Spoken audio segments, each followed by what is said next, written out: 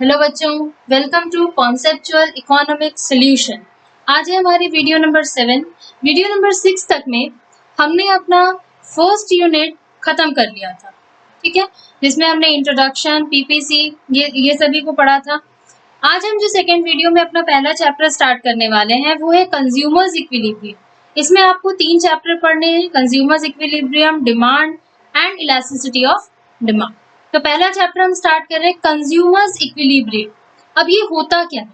Consumer का मतलब आपने देखा था कि दोज हु कंज्यूम्स गुड्स और सर्विसेज, या दोज पर्सन्स हम बोल सकते हैं कि वैसे लोग जो कि क्या करते हैं, गुड्स और सर्विसेज को कंज्यूम करते हैं फॉर सेटिस्फैक्शन। ठीक है, तो वो क्या करते हैं, जब अपनी सेटिस्फैक्शन के लिए, अपने नीड्स और वांट्स को सेटिस्फाई करने के लिए, हम लोग बोल सकते हैं फॉर या फिर to satisfy their needs and wants, means जब उनकी अपनी जरूरतें होती हैं और जब उनको वो संतुष्ट करना चाहते हैं तो उसे हम लोग क्या बोलते हैं, कंज्यूमर्स सेटिस्फैक्शन या फिर कंज्यूमर्स इक्विलिब्रियम। जिस जगह पर जाकर के मैक्सिमम सेटिस्फैक्शन कंज्यूमर को मिलता है सारी अपनी इनकम स्पेंड करके, वो हमारा कंज्यूमर्स इक्विलिब्रियम होता है। तो हम लोग आते हैं इसकी डेफिनेशन पर। कंज्यूमर्स इक्विलिब्रियम, इसे हम बिहेवियर भी बोल सकते हैं। कंज्यूमर मीन्स क्या होता है कि एक कंज्यूमर, इसे हम हिंदी में बोलते हैं उपभोक्ता, जो कि यूज करता है, कंज्यूम करता है, कंजम्पशन करता है, उसका इक्विलिब्रियम मीन्स इक्वल होना। किससे इक्वल होगा? तो जितनी उसके पास मनी इनकम है। तो it represents the state of maximum satisfaction. कैसी स्टेट होती है? मैक्सिमम सेटिस्फैक्शन की, मीन्स वो ज्यादा से ज्यादा सेटिस्फाई होना चाहिए to the consumer from a given money income. जितने भी मनी इनकम उसकी दी हुई है उस पर वो क्या होना चाहिए, सेटिस्फाई होना चाहिए, उसको मैक्सिमम सेटिस्फैक्शन मिलना चाहिए। जब दोनों में इक्वालिटी हो जाती है तो हम लोग उसको बच्चों बोलते हैं कंज्यूमर्स इक्विलिब्रियम। मीन्स दो वर्ड आपको ध्यान रखने हैं, मैक्सिमम सेटिस्फैक्शन और दूसरा गिवन मनी इनकम। जो हमारी मनी इनकम है और मैक्सिमम सेटिस्फैक्शन, ये दो वर्ड आपको एकदम ध्यान में रखने हैं। अब यहाँ पर जब हम लोग बोलते हैं कि to satisfy their needs and want, ठीक है, और या फिर हम लोग एक वर्ड यूज करते हैं यूटिलिटी। कैसे आएगा वर्ड? चलो आगे बढ़ते हैं। कंज्यूमर्स इक्विलिब्रियम के दो अप्रोच होते हैं, ठीक है, जिसे पहले अप्रोच को हम बोलते हैं कार्डिनल और दूसरे को बोलते हैं ऑर्डिनल। ये अप्रोचेस क्या होते हैं, इसके अंदर क्या होता है, इसको डेप्थ में हम लोग आगे पढ़ेंगे। आज कुछ हमें छोटे छोटे टर्म्स को स्टडी करना है कि वो टर्म्स आखिर यहाँ होते क्या, क्योंकि वो टर्म्स जो आप देखोगे ना वो हर जगह आपको इस चैप्टर में आगे में मिलेंगे। तो कार्डिनल, इसकी थ्योरी जो है वो अल्फ्रेड मार्शल ने दी थी और ऑर्डिनल की थ्योरी जो है वो हिक्स एंड एलन ने दी थी। कई बार आपको एग्जाम में ऐसे भी लिख के आएगा कि explain Hicks and Allen theory, ठीक है। हिक्स और एलन की जो थ्योरी होती है या फिर डबल कमोडिटी से जो related Hicks and Allen theory होती है उसको आप एक्सप्लेन करिए। तो इसमें आपको बच्चों घबराने की बिल्कुल भी बात नहीं है। Hicks and Allen means ordinal और उसका मतलब हुआ कि आईसी एनालिसिस के थ्रू आप एक्सप्लेन करोगे। अब ये सारी बातें आपको अभी थोड़ी सी टिपिकल लग रही होंगी कि आखिर ये होता क्या है, तो बस आप अभी इसको कॉपी कर लो, बस ये सिंपल ऐसे रख के रखो, क्योंकि ये सारी बातें इस पूरे के बारे में हम लोग बाद में पढ़ेंगे, इसलिए हमने इसको क्या किया है, कवर कर दिया। तो आप बोलोगे कि मैम जब बाद में पढ़ेंगे तो यहाँ आपने लिखा क्यों? तो बच्चों इसलिए हमने लिखा है क्योंकि हमें यहाँ बताना था कि इसमें दो अप्रोचेस होते हैं कंज्यूमर्स इक्विलिब्रियम में, और जब हम कार्डिनल की बात करते हैं तो हम यूटिलिटी एनालिसिस की बात करते हैं। हमें ये वर्ड चाहिए था यूटिलिटी, आखिर ये होता क्या है? तो उपयोगिता, ठीक है, हम सिंपल में कह सकते हैं want satisfying power of a commodity. वैसी कमोडिटी जिसमें कि, ठीक है, किसी भी कमोडिटी में जो कि दूसरे की इच्छाओं को, वांट को सेटिस्फाई करने की शक्ति जब होती है, want satisfying power of a commodity. किसी एक कमोडिटी में जो क्या बोलते हैं, वांट सेटिस्फाइंग पावर है ना, तो किसी भी एक कमोडिटी में जब इच्छाओं को पूरा करने की पावर को क्या बोल सकते हैं हम लोग, शक्ति, है ना, तो शक्ति होती है तो उसे हम लोग बोलते हैं यूटिलिटी, ठीक है। अब ये जो यूटिलिटी होती है इसमें दो तरह के गुड्स की हम लोग स्टडी करते हैं, single commodity and double commodity. Means 1 2 3 कोई भी गुड्स हो सकते हैं, और ग्राफ में हम लोग चूंकि जनरली दो गुड्स को दिखाते हैं इसलिए हम लोग यहाँ पर डबल कमोडिटी बोलते हैं कि single commodity and double commodity. फिर जब ऑर्डिनल में आते हैं, जो हिग्स एंड एलन ने थ्योरी दी थी, तो उसका हम लोग जब एनालिसिस करते हैं तो वो आईसी एनालिसिस होता है जिसका फुल फॉर्म होता है इंडिफरेंस कर्व। अभी इसके बारे में सारी बातें आगे पढ़ेंगे, तो यहाँ पे तुम लोग को ज्यादा दिमाग लगाने की भी जरूरत नहीं है। बस इतना ध्यान में रखो कि आईसी एनालिसिस के थ्रू जब हम अप्रोच को एक्सप्लेन करेंगे तो यहाँ पे केवल डबल कमोडिटी का अप्रोच। सबसे पहली बात यहाँ पर जो ध्यान देनी है आपको कि पहला याद रखना है कंज्यूमर्स इक्विलिब्रियम क्या है। दूसरा, अब हम लोग टर्म्स में जा रहे हैं। अच्छा, उसके बाद इसके दो अप्रोच हुए, कार्डिनल, ऑर्डिनल, ठीक है।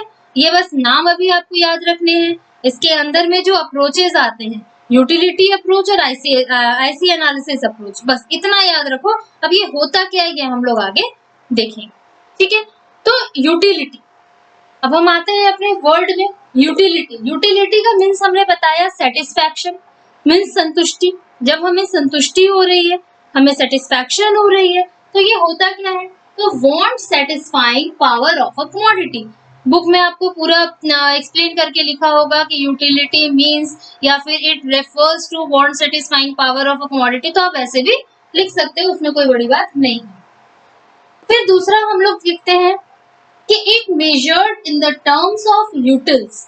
जब हम यूटिलिटी को मेजर करते हैं, जो सब चीज की कुछ ना कुछ मेजरमेंट होती है, तो यूटिलिटी को जब मेजर किया जाता है तो उसके बारे में जो लिखा जाता है वो हम लोग लिखते हैं यूटिल्स, UTILS, यूटिल्स। अच्छा, नेक्स्ट आता है वर्ड टोटल यूटिलिटी, ठीक है। अब यूटिलिटी के साथ हमने टोटल वर्ड लगाया, ठीक। तो टोटल वर्ड जब लगाया और यूटिलिटी को हमने कहा सेटिस्फैक्शन, तो हम लोग बोल सकते हैं ना टोटल सेटिस्फैक्शन। सिंपल अगर बोलना चाहे तो टोटल सेटिस्फैक्शन। आओ इसकी डेफिनेशन पे जाते हैं। सम टोटल, देखो यहाँ पर बोल दिया, जो हमें इकोनॉमिक्स में, फिर मैं रिपीट करती हूँ, हर एक शब्द के नाम के मतलब को समझना है। उतना समझ गए, काम खत्म, फिर तो कुछ पढ़ने को बचता ही नहीं है ना। Sum total of all the utilities, of all the utilities कैसे हुआ, ये तो हमने शुरू में ही जान लिया था ना। यूटिलिटी मीन सेटिस्फैक्शन और टी का मतलब टोटल, तो टोटल सेटिस्फैक्शन। तो आगे क्या नया लिख के बताया, कुछ नया नहीं है बच्चों। Sum total of all the utilities, सारे यूटिलिटीज का sum total, derived from the consumption of a certain number of units of a particular commodity। जाहिर सी बात है कि पर्टिकुलर कमोडिटी को जब हम कंज्यूम कर रहे हैं तो उसी से हमें सेटिस्फैक्शन मिल रहा है ना। तो इसे हम जब टर्म्स में लिखेंगे तो ऐसे लिख सकते हैं कि TU इज इक्वल टू, मान लो कि बहुत सारी कमोडिटी हमारे पास में है, MU1, MU2, MU3, ऐसे करके बहुत सारी अनगिनत है। तो इसको हम लोग शॉर्ट में अगर लिखना चाहें तो क्या लिख सकते हैं, TU is equal to summation of MU। ये जो साइन है ये तो आप 10th में पढ़ के आए, सिग्मा भी बोलते हो इसको, समेशन भी बोलते हैं। इसका मतलब क्या होता है, सम टोटल, है ना। ये अगर याद नहीं है तो यहाँ पे बगल में छोटा छोटा करके लिख के रख लो। ये जो सम टोटल लिखा हुआ है, तो ये समेशन का मीन्स क्या होता है, सम टोटल मीन्स जितना है उसका पूरे का जोड़, ऐड। मीन्स MU जितनी बार रहेगा, जितनी MU मार्जिनल यूटिलिटी हमारे पास दी हुई है, जब सबको जोड़ देंगे तो हमारे पास क्या आ जाएगा, TU आ जाएगा, ठीक है। तो क्या हमने समझा, एकदम बिना देखे डेफिनेशन बोलो। यूटिलिटी मीन्स, हाँ, हम जो है सेटिस्फाई हुए थे, want satisfying power of a commodity, पढ़ते पढ़ते हम लोग एकदम याद कर लेंगे। Total utility means total satisfaction, जब टोटल सेटिस्फैक्शन हुई तो sum total of all the utilities, है ना। जब sum total of all the utilities है तो वो कहाँ से डिराइव होगी, तो कंजम्पशन से। क्या, किसके कंजम्पशन से, तो certain number of units of a commodity, ठीक है। जब हम एक कमोडिटी का यूज करते हैं तो क्या होता है कि हम लोग उसको बोलते हैं टोटल यूटिलिटी। अब यहाँ पर हमने लिखा MU, मार्जिनल यूटिलिटी। अब ये क्या होता है, तो मैम इसको भी याद करा दीजिए प्लीज, ये दोनों तो हमें याद हो गया है ना। तो चलो याद कराते हैं इसको भी। बेटा M कहीं भी अगर लिखा हुआ मिलेगा ना, इसका मीन्स होता है 1 एडिशनल यूनिट। कहीं भी पूरी माइक्रो की बुक में कहीं भी एम के साथ में यू पी सी कुछ भी लगा हुआ मिल जाए तो एम का मतलब आपका नहीं बदलेगा, टी का मतलब नहीं बदलेगा, एकदम याद रखना। T means total, U means utility, M means marginal, ठीक है। तो इस मार्जिनल का मतलब क्या होता है?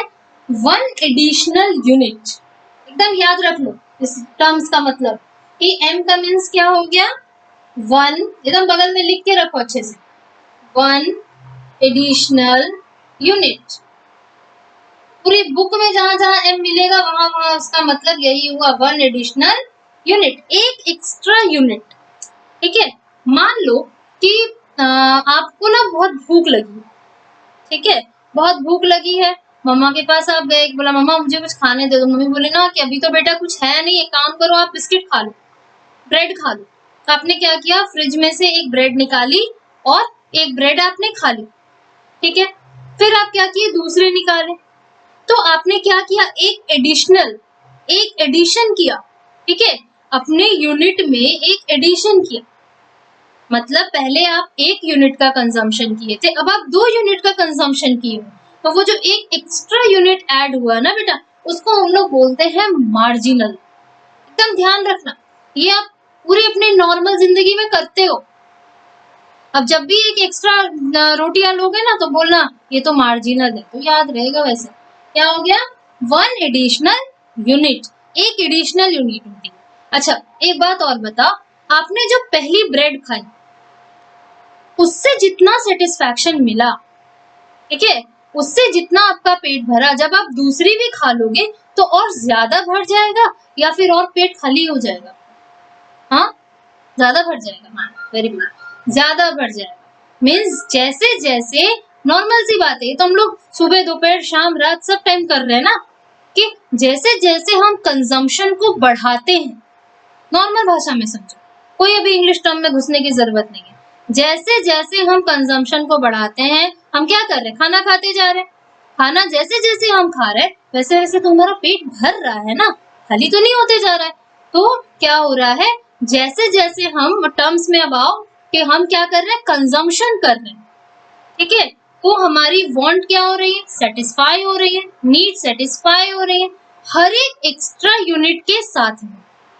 जैसे जैसे हमारी टोटल यूटिलिटी बढ़ रही है, मीन्स हम क्या कर रहे हैं, टोटल यूटिलिटी को बढ़ा रहे हैं, हमारी मार्जिनल यूटिलिटी कम होती जाती है। मार्जिनल यूटिलिटी होती क्या है, पहले वो देख लें। Additional utility derived from the consumption of an additional unit of a commodity। Means क्या हो गया, एडिशनल, क्या हमने कहा, एडिशनल यूटिलिटी, जो हमने यहाँ पे एडिशंस की है यूटिलिटी में, derive from the consumption, consumption से डिराइव होगी, of an additional unit of a commodity, जो हम एक एडिशनल यूनिट किए कमोडिटी में। मीन्स जैसे जैसे हमने utility sorry numbers of goods बढ़ाए, ठीक है, कंजम्पशन करने के लिए, हमारी जरूरत, हमारी उसके लिए इच्छा क्या होती जाती है, कम होती जाती है, क्योंकि हम सेटिस्फाई हो रहे हैं ना, हमारा पेट भरते जा रहा है। तो यहाँ पे ऐसा नहीं सोचना है कि टोटल यूटिलिटी बढ़ेगी तो मार्जिनल यूटिलिटी भी बढ़ेगी, नहीं। मार्जिनल यूटिलिटी क्या है, आपका पेट जो भर रहा है ना, वो है आपकी सेटिस्फैक्शन है, संतुष्टि है कि आप खाना खाए, आप ज्यादा खाए, पहले 1 यूनिट खाए थे, अब 2 खाए, फिर 3 खाए, फिर 4 खाए, ऐसे करके आप खा रहे हो, तो क्या हो रहा है कि आपकी वांट जो है वो सेटिस्फाई होती जा रही है, ठीक है। चलो, तो ये हो गया utility, total utility and marginal utility. अब आता है, देखो मार्जिनल यूटिलिटी को कैसे डिनोट कर सकते हैं, TUN माइनस TUN माइनस 1। देखो जैसे कि हम लोग बोलते हैं, सपोज दैट हमने TU लिया, MU लिया, ठीक है, यहाँ पे किसी गुड, कोई गुड्स है, मान लो ABCD का, ABCD है ना, कुछ भी गुड्स हमने यहाँ पर ले लिया। तो लेने के बाद में जब हम लोग यहाँ नंबर्स को देखते हैं, या फिर मानते हैं कि चलो यहाँ पर 1 2 3 4, ठीक है, यहाँ हम ले लेते हैं जनरली कि यहाँ देखो, यहाँ पर क्या है, यूनिट्स जो है हमारे 1 2 3 4 5 6 यूनिट्स में लेते हैं। इसको इसको हम बोलते हैं यूनिट्स ऑफ अ कमोडिटी। ठीक है, ये कमोडिटी का यहाँ पे क्या हो गया, यूनिट। अब हम देखते हैं कि हमारी टोटल यूटिलिटी क्या है। मान लो कि पहले है 6, फिर हम लोग टोटल कितना कंजम्पशन कर रहे हैं 10, फिर टोटल कंजम्पशन कर रहे हैं 12, फिर टोटल कंजम्पशन कर रहे हैं 12, फिर टोटल कंजम्पशन कर रहे हैं 10, फिर कर रहे हैं 6। मीन्स हम लोग क्या देखें, अभी जो देख रहे हैं बस वही बताना है कि पहले हम लोग ज्यादा कंजम्पशन कर रहे हैं। ठीक है, यूटिलिटी हमारी ज्यादा है, टोटल यूटिलिटी हमारी जो टोटल यूटिलिटी है वो अभी ज्यादा है, फिर एक पॉइंट पे आकर के वो कांस्टेंट हो गई। अब हमारी यूटिलिटी उस पर्टिकुलर चीज के लिए घट रही है, मीन्स कम होती जा रही है। ठीक है, तो अब हम लोग क्या करेंगे, इस फॉर्मूला को अप्लाई करते हैं। Marginal utility of N is equals to total utility of N minus T N minus 1। ठीक है, तो यहाँ पर जब हम ऐसा करेंगे तो फर्स्ट में तो हमारा जो है, क्योंकि हम एक यूनिट का कंजम्पशन कर रहे हैं तो उसके लिए एमयू भी हमारा सेम होगा। देख लो ये छोटा सा जो न्यूमेरिकल है ये आपको हो सकता है कि आगे न्यूमेरिकल सॉल्व करने में भी काम आएगा, तो ध्यान दो। उसके बाद में हमने क्या कहा कि एम का मीन्स क्या बताया था, हाँ 1 एडिशनल यूनिट। तो एक्स्ट्रा यूनिट कितना ऐड हुआ, इसको हम अभी मान लेंगे TUN, तो इसके पहले वाला हो जाएगा TUN माइनस 1, तो मीन्स ये क्या हो गया 4। फिर अब नीचे वाला TUN हो जाएगा और ये क्या बच जाएगा हमारे पास n माइनस 1। मीन्स हर एक नेक्स्ट पर ये नेक्स्ट वाला जो हमारे लिए TUN हो जाएगा और उसके ऊपर वाला TUN माइनस 1। फिर 12 में से 12 को माइनस करेंगे 0, 10 में से 12 को माइनस किया -2, फिर -4। इस तरह से हमारे पास में क्या आता है, मार्जिनल यूटिलिटी का चार्ट आता है। तो हम लोग क्या देख पा रहे हैं, इस चार्ट से हम लोग क्या देख पाते हैं ये बताओ।